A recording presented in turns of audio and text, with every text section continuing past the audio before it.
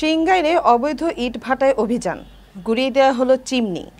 মানিকগঞ্জের সিংগাই থেকে গফুর মিয়ার ভিডিও ও তথ্যচিত্রে বিস্তারিত।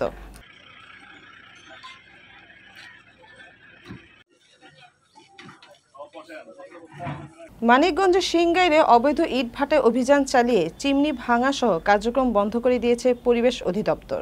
আজ মঙ্গলবার দুপুরে এই অভিযান পরিচালনা করেন পরিবেশ অধিদপ্তরের মনিটরিং অ্যান্ড এনফোর্সমেন্ট শাখার বিজ্ঞ ম্যাজিস্ট্রেট মোহাম্মদ রবিউল আলম। এ সময় senior chemist AKM Samiul Alam কুরসি উপস্থিত ছিলেন। সামিউল আলম জানান, ভাটাটি অবৈধভাবে স্থাপিত ও প্রায় ১.৫ বছর যাবৎ পরিবেশের কোনো ছাড়পত্র ছাড়াই পরিচালিত হচ্ছিল। এছাড়াও অন্যান্য কাগজপত্রও নেই। পরিবেশ অধিদপ্তরের নির্দেশনায় এই অভিযান পরিচালিত হয়।